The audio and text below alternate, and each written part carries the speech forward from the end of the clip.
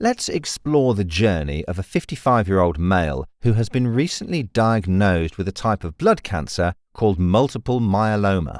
It is a form of bone marrow cancer that secretes a cancerous protein called paraprotein.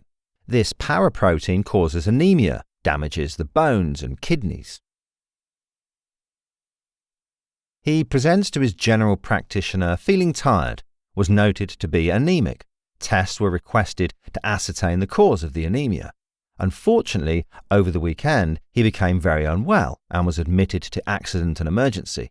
He had raised calcium, renal failure, and noted to have a fractured right humerus. His creatinine was significantly elevated, therefore commenced on hemofiltration. Blood tests revealed an abnormal paraprotein, and a working diagnosis of myeloma was made.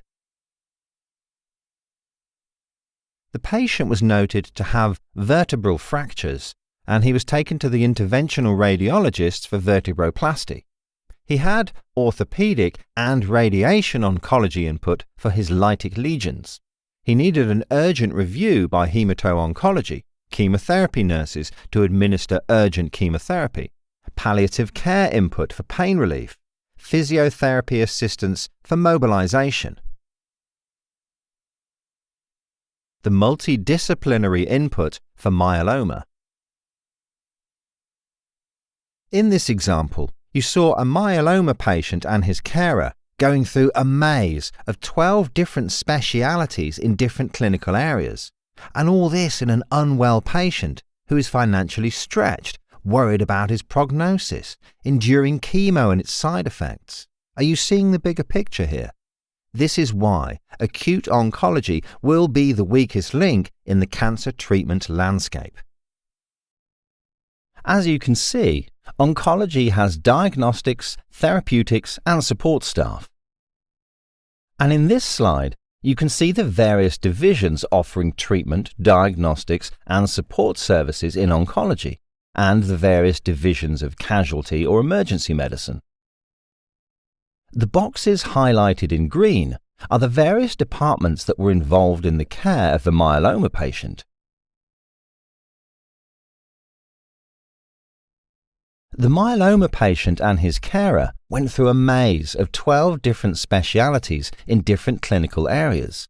Already unwell, financially stretched, worried about prognosis, while enduring chemo and its side effects. Are you seeing the bigger picture here? A multidisciplinary team for the clinician and support staff, or a meandering maze for the patient and his carer. This is why acute oncology will remain a weak, if not the weakest link, in the cancer treatment landscape. Acute cancer patient pathways need to be smooth to avoid diagnostic and therapeutic delays, breakdown of trust between the patient and clinician, or between clinicians, or between the clinician and the hospital. The Acute Oncology Trainer is a high-impact digital training initiative.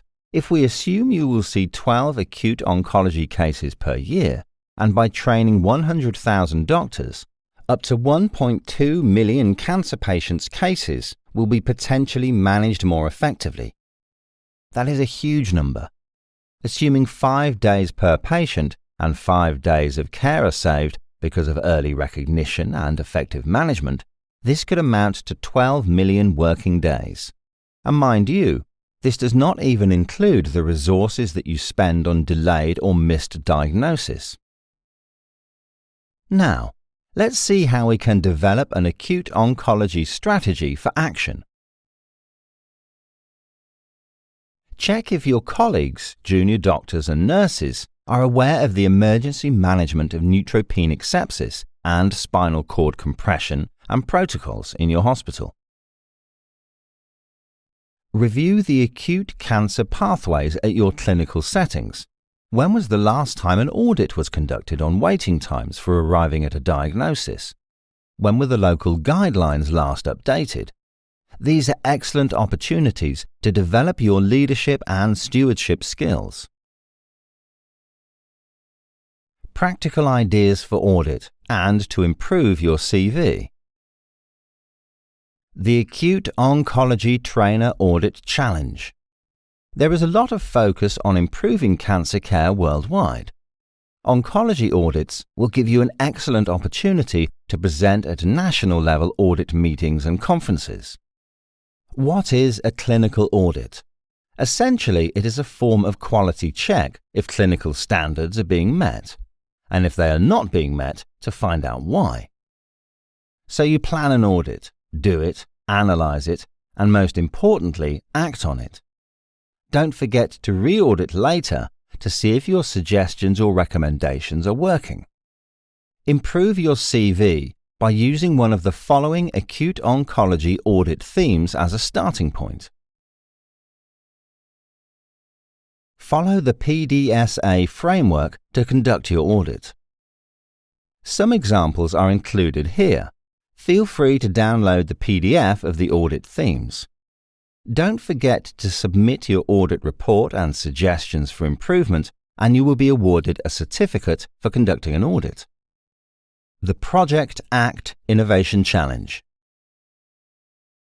Suggest an innovative idea or concept that can improve the journey of the unwell cancer patient, and you could win an iPad. Spread our message among your clinical colleagues, and you will be awarded a certificate for demonstrating leadership in acute oncology. Send us an innovative practice in your hospital or clinic, a useful cancer app that you're using, a digital resource or website for cancer patients. Don't forget to register for future webinars on neutropenic sepsis and spinal cord compression, and hypercalcemia, renal failure, SVC obstruction tumor lysis syndrome. Please feel free to contact us with your suggestions, feedback, and audit reports. Thank you for listening to this educational webinar on oncological emergencies.